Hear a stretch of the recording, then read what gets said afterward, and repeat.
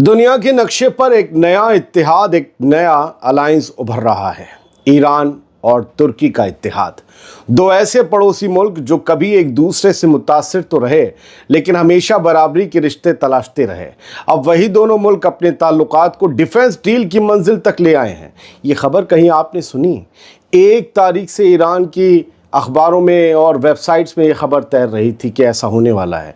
2 तारीख को मुलाकात हो गई ईरान और तुर्की की। 3 तारीख में बयान आए हैं और आपको कोई नहीं बताएगा, क्योंकि एजेंडा में फिट नहीं बैठती। मैं बताता हूँ। 1 रात पहले तुर्की के शहर अंकारा में तुर्की के डिफेंस मिनिस्टर याशर गुलर ने ईरान के डिफेंस मिनिस्टर ब्रिगेडियर जनरल अजीज नासिरजादे को फौजी तशरीफात के साथ इस्तकबाल किया उनका। ये सिर्फ एक सरकारी मुलाकात नहीं थी, बल्कि एक पैगाम था दोनों के कॉमन दुश्मन के लिए। मुलाकात के दौरान नासिरजादे ने साफ कहा, इसराइल का निज़ाम गजा से लेकर लेबनान, यमन से लेकर सीरिया और यहाँ तक कि कतर तक को निशाना बना चुका है। ये बच्चों का कातिल निज़ाम अपने इंतहा पसंद मंसूबों और बेगुनाहों के कत्ल से पूरी दुनिया के लिए नफरत की मिसाल बन गया है। आज पूरे इलाके के मुल्क मुत्तफिक हैं कि इस हुकूमत के जुर्म का मुकाबला करना ज़रूरी है। इसराइल की बात हो रही है। तुर्की ने भी वही जज्बा दिखाया जो ईरान ने दिखाया। तुर्की के डिफेंस मिनिस्टर गुलर ने कहा, जिस तरह ईरान हमारी सलामती को अपनी सलामती समझता है, उसी तरह तुर्की भी ईरान की हिफाजत को अपना फ़र्ज मानेगा। आहा, क्या दोस्ती है भाइयों की। उन्होंने दहशतगर्द तंजीमों और बाहरी ताकतों की साजिशों की तरफ इशारा करते हुए कहा कि तुर्की और ईरान मिलकर सरहदों और इलाकाई अमन की हिफाजत करेंगे। बहुत डिटेल देने वाला हूँ, अभी रुकिएगा। दोनों मिलकर अब 500 किलोमीटर से ज़्यादा लंबी अपनी सरहद पर मिलकर मिलिट्री ऑपरेशन भी अंजाम देंगे। तुर्की और ईरान मिलिट्री ऑपरेशन, यही तो डिफेंस डील है दोस्तों। ईरान के डिफेंस मिनिस्टर 2 दिन तुर्की में रहकर 3 अक्टूबर को वापस ईरान लौटे हैं। लंबा दौरा था, 2 दिन का। असल हकीकत यह है कि इस दोस्ती की ज़मीन इसराइल की दादागिरी ने तैयार की है।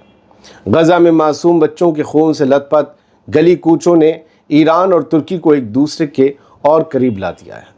अब जब सरहदों पर दहशतगर्दी और इसराइली विस्तारवाद यानी एक्सपेंशनिज्म का साया मंडरा रहा है, तो तेहरान और अंकारा ने यह फैसला किया है कि मिलकर इसका मुकाबला करेंगे। दोनों मुल्क जानते हैं कि अगर आज इत्तेहाद नहीं होगा तो कल बर्बादी सबके दरवाजे पर होगी, चाहे वो ईरान हो चाहे वो तुर्की हो। ईरान तुर्की सरहद पर एक नया दरवाज़ा खुल रहा है और कारोबारी रिश्तों को इससे नई रफ्तार मिलेगी। समझिए, ईरान और तुर्की के ताल्लुकात सिर्फ दिफाई और सियासी सतह तक महदूद नहीं रह गए, बल्कि अब तिजारत और आमद और रफ्त यानी ट्रेड एंड ट्रांजिट के मैदान में भी ये दोस्ती नई मंजिल की तरफ बढ़ रही है। आप देख रहे हैं दोनों के करीब आने से मेरे चेहरे की रंगत। तेहरान में तुर्की के लिए ईरान के सफ़ीर मोहम्मद हसन हबीबुल्लाह ज़ादे ने ऐलान किया कि कल एक अहम मुत्तहिदा वफद यानी जॉइंट डेलीगेशन, उर्दू इंग्लिश बताता चलूँगा, जॉइंट डेलीगेशन की बैठक हुई तुर्की और ईरान की, जिसमें दोनों मुल्कों ने एक सरहदी दरवाजे पर इत्तेफाक किया। ईरान के न्यूज़पेपर छाप रहे हैं। ये दरवाज़ा ईरान की तरफ कूज़े रश और तुर्की की तरफ गेलंजिक कहलाएगा। ये नया बॉर्डर गेट ईरान के वेस्ट अज़रबैजान में सलमास और तुर्की के वान सूबे में बशकला को जोड़ देगा।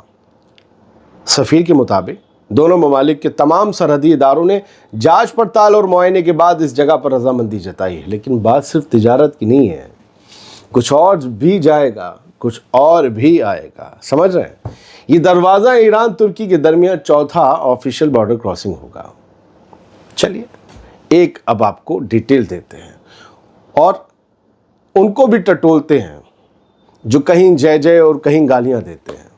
5% तादाद है उन ट्रोल्स की, IT सेल के मेंबर हैं वो, आपको लड़वाने के लिए आते हैं। दोस्तों, असल बात यह है कि ईरान और तुर्की दोनों पड़ोसी मुल्क हैं और दोनों की सरहदें लंबी भी हैं और मुश्किल भी हैं। सरहद पर कौमी, नस्ली और दहशतगर्द ग्रुप्स हर वक्त हलचल में रहते हैं। अब चाहे सोशल मीडिया पर लोग किसी को हीरो बना दें या विलन, असल ज़िंदगी की सियासत मजबूरियों और ज़रूरतों पर चलती है। मजबूरियाँ और ज़रूरतें दोनों को करीब ला देती हैं। ना होती कोई मजबूरी तो हर बंदा खुदा होता। ईरान और तुर्की की असली ज़रूरतें ये हैं, जान लीजिए। सरहदों पर दहशतगर्द तंजीमें जैसे PKK, ISIS वगैरह, इन सब को काबू में रखना। अमेरिका और इसराइल जैसी बाहरी ताकतों की मौजूदगी और साजिशों से निपटना, इलाके के अमन और तिजारत से जुड़े trade routes, energy, border trade को महफूज रखना। ये सब ज़रूरतें हैं, ये सब मजबूरियां हैं दोनों की। सोशल मीडिया का प्रोपेगेंडा अक्सर जज्बाती होता है। वहाँ ईरान हीरो, तुर्की विलन जैसे नैरेटिव बिकते हैं क्योंकि लोग सियासत की पेचीदगियों से दूर रहते हैं या उन्हें उतनी समझ नहीं होती। लेकिन जब दोनों मुल्क आमने सामने बैठते हैं तो वो जज्बात नहीं बल्कि सरहद, कारोबार, अमन और फौजी दबाव देखते हैं। इसलिए ये खबर असल में यही साबित करती है कि असल दुनिया में कोई पक्का हीरो या पक्का विलन नहीं होता। यहाँ सिर्फ मुतालबात यानी कि इंटरेस्ट, ज़रूरतें मायने रखती हैं। जब ज़रूरत पड़े तो पुराने मुखालिफ भी मिलकर काम करने लगते हैं। यही तो हकीकत है दुनिया की। यानी ईरान और तुर्की का ये ताउन, ये कॉपरेशन बताता है कि सियासत सोशल मीडिया की ट्रेंडिंग बहसों से कहीं ज़्यादा हकीकत पसंद और मफाद पर बेस्ड है। सब अपनी अपनी ज़रूरतों के हिसाब से काम करते हैं। क्या मैं गलत कह रहा हूँ? बताइएगा ना, अभी तो कुछ और दिखाता हूँ आपको। अब सुनिए, तुर्की से 3 अक्टूबर को लौटने के बाद ईरान के डिफेंस मिनिस्टर साहब ने क्या कहा। ईरान के वजीर दिफा ब्रिगेडियर जनरल अजीज नासिरजादे ने कहा कि आवाम को दुश्मन की साइकोलॉजिकल वॉरफेयर से होशियार रहना चाहिए। उन्होंने जोर देकर कहा कि ईरानी फौज हर वक्त मुल्क के बचाव के लिए तैयार है। अब सुनिए, तुर्की के दौरे से वापसी पर नासिरजादे ने बताया कि अंकारा में उनकी मुलाकातों में सरहदी सिक्योरिटी और उन खतरों पर गुफ्तगू हुई जो ज़ायनिस्ट रजीम यानी इसराइल ने पूरे इलाके के लिए पैदा किए हैं। उन्होंने कहा कि हमने सीरिया पर भी बातें की, वही सीरिया जहां ईरान के अजीज़ बशर अल-असद की हुकूमत हुआ करती थी, जहां तुर्की के अजीज़ जुलानी की हुकूमत है। कहते हैं हमने सीरिया पर भी बात की। ये दौरा अच्छा रहा क्योंकि काफ़ी अरसे से इस सिलसिले में बातचीत नहीं हुई थी। नासिरजादे बोले कि ईरान और तुर्की के नज़रिए ज़्यादातर मसाइल पर एक दूसरे के करीब हैं, सुनिए, और इख्तलाफात से ज़्यादा बातें ऐसी हैं जिन पर हम मुत्तफ़िक हैं, यानी हम एक साथ सोचते हैं, हम रज़ामंद हैं। अमेरिका की तरफ से इलाके में लाई जा रही फ़ौजी साजो सामान पर नासिरजादे ने कहा कि हमारे लिए ये मायने नहीं रखता कि साजो सामान आए या ना आए, फ़ौज का काम हर वक्त तैयार रहना है। क्या समझे? तुर्की, ईरान, और यहाँ तो पता नहीं दोगलू, बंदोगलू, झुंडोगलू क्या क्या चलता है। आपने एक खबर देखी होगी आज सोशल मीडिया पर, वो मैं दिखा दूँ ज़रूर और उसे समझा भी दूँ वो है क्या। आज आपने ये खबर देखी होगी और ये 2 अक्टूबर की खबर है, GMT 155 की, ग्रीनविच मीन टाइम। यानी एक कल खबर आ गई और नासिरजादे आज बयान दे रहे हैं 3 अक्टूबर में, और ईरानी अखबार छाप रहे हैं। किस अखबार ने छापा नासिरजादे का बयान?